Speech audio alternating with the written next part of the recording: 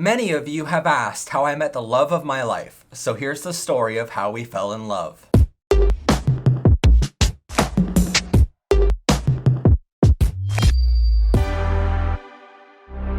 This episode is sponsored by Shadow's First Christmas, a children's book that tells the story of a Labrador puppy named Shadow as he gets found roaming the streets of New York, and how a gay couple, Alex and Troy, give him a safe home for the holidays. The story includes a lesson on the Stonewall riots and teaches kids how normal being gay really is. Find it now on Amazon using the link below. It was Father's Day weekend when my family was going on a trip about an hour or so away from where we lived at the time to a restaurant my dad always wanted to try. It was a pretty bland meal if you ask me, but my father enjoyed it, so that's really all that mattered. After dinner, my family went to a casino nearby that restaurant to play some games. My family quickly got mad at me for spending so much time distracted, playing my own game on my phone called Grindr. I must have messaged about 24 guys that night trying to get a date. I don't go for hookups and never did, but I was far too lonely to leave that night without at least one guy talking to me. Most of the guys in my area, or my old area, are jerks, and they only want to do things for one night and then have no strings attached, which is difficult for me as a demisexual who believes those actions are making love. So any chance I had outside of my area to hop on Grindr and get matched with new people, I took the opportunities when I could. Out of those guys that night, 2 were actually talking to me throughout the night, and only one of those seemed genuinely kind. He was surprised to find another guy on Grindr looking for love and a relationship too. So we spoke all night long and ended the night saying how we would talk more the next day. By the next morning, I was so afraid to look at my phone for fear that that boy wouldn't have messaged me back. But luckily, he did message me in the morning, and we texted each other all day long. Later that night, he wondered if I was a real person. So I told him I wasn't catfishing, and we hopped on a video call to have the conversation over there. That way it would prove I was real. Everything seemed so perfect about him, and we never had an awkward moment the entire day. We made each other laugh with silly jokes for more than 3 hours on that video call. It was the 19th of June, which would later become our anniversary. We started making plans for our first in-person date. It was now Sunday night, and he had to work Monday through Friday, so we planned on meeting each other for the first time on the following Saturday, when both of us had off work. We planned on meeting in the middle at a shopping mall and having dinner together, which honestly sounded like a great opportunity to get to know him better in person. We went to bed that night and spoke on the phone for another 2 hours on Monday night. Again, the conversation seemed so natural, and like we were best friends for the longest time.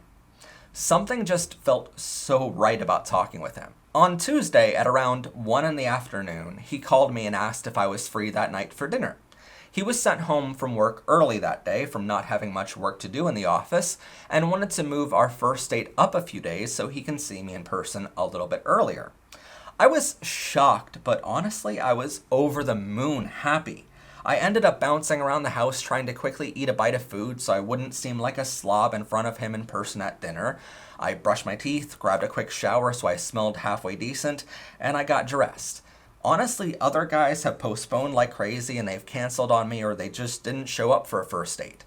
He was different and he wanted to move things up, which is just incredible. Before I knew it, we were both on our way to the city in between us and meeting in the mall in one of their Keystone stores.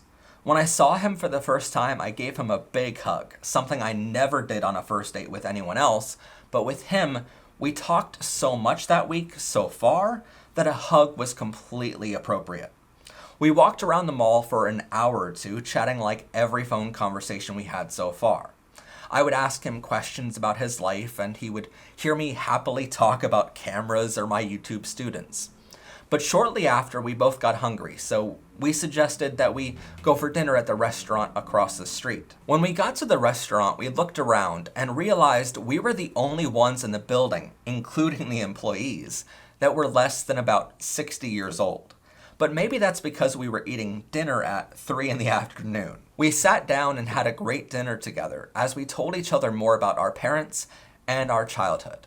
I won't share with you the details of that conversation, but what I can tell you is that's likely the conversation that made me fall in love with him the most. Knowing he had a great sense of humor and knowing he was always going to be the strong one for the both of us. After dinner was over, we hopped in my car and just took a drive around the city. He actually used to be a delivery man in that city, so he showed me all the cool places that he used to visit. Then we went out in the country and started passing farms and going up and down mountainsides.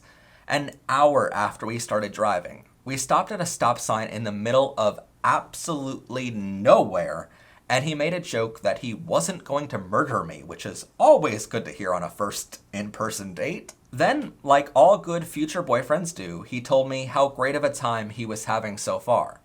That's when I told him, I'm glad one of us is having a good time. Sure, it was a risky joke for a first date, but it's now one of his favorite jokes, and one of the first reasons I think he fell in love with me too, knowing I had a sense of humor, if I'm willing to make that joke. Some time passed as we had our own road trip with no destination in mind. We headed back into the city and decided our first date should not end here.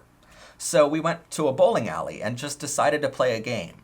When the attendant asked what size bowling shoes Michael needed, sure, I paid close attention to what size Michael was asking for, and sure, I smiled pretty wide when he asked for a large number. But then we put on our shoes and went to our lane. We made a bet. The loser of our bowling match had to give the winner a kiss to end our first date. As it turns out, he is not the best bowler, so I won by a landslide in a 98-48 victory. I realize some of you out there might be laughing at that, and I realize neither of us is particularly great at bowling. But the point is, he owed me a kiss at the end of the date, which I absolutely was looking forward to. Soon after that bowling match, we ended our night and I dropped him off by his car in the parking lot of the mall. There, in the center of an empty parking lot, beside our 2 lone cars, we shared our first ever kiss. And our second. And our third. You might always hear the expression how a first kiss feels like fireworks are going off around you. But for me, I didn't feel that way with him. Instead, I felt as if the rest of the world just melted away around us. For those brief moments and those kisses in a parking lot beside our cars, it felt like he was my whole world now, and nothing else mattered anymore. After our first kisses, we got in our own cars and he started driving home. At the time, I didn't tell him why I waited to turn my car on and leave the parking lot too, but I waited until his taillights went around the bend and were out of sight. I looked down at my phone and I realized that night was a perfect first date, the most perfect date I've ever had. So I opened my phone and deleted all of my dating apps, from Grindr to Howler and every other one in between. Then and only then did I turn my car on and drive home. I could not go home that night without knowing that he was my only option. The ride home was horrible, knowing I was speeding miles away from him and I never wanted to be without him ever again. But I knew we had a full week of work yet, so I also knew that I was going to see him again in a few days since Michael invited me to his apartment for the first time that weekend. By the time I got home, Michael had already texted me 20 minutes prior to that he got home safe. As it turns out, our halfway point wasn't really halfway, was it, Michael? But I texted him that I got home safe and asked him, in a text message, keep in mind, if we could be boyfriends, to which he quickly replied, I thought we already were. That was June 22nd, 2021, the day I met the love of my life in person for the first time. 11 days later would be the first time we said I love you. 3 months later, I would start living with him part-time. 11 months later, I would fully move in with him to the apartment we're in together today. And 18 months later, I would ask him to marry me. But all of those are stories for another day. What I can tell you about this story is that 15 months later now, all of the places we went to on our first date including the restaurant, the bowling alley, and every other place we visited, are all permanently closed down. On our anniversary this year, we tried going back and recreating our first ever date, but everything was boarded up and forever closed. So we now joke with each other that the town we went to gave us all their good luck. Meanwhile, they were riddled with the bad luck. Also, this story is just one of the many I've written online under a pen name I never actually told you about, called Alex.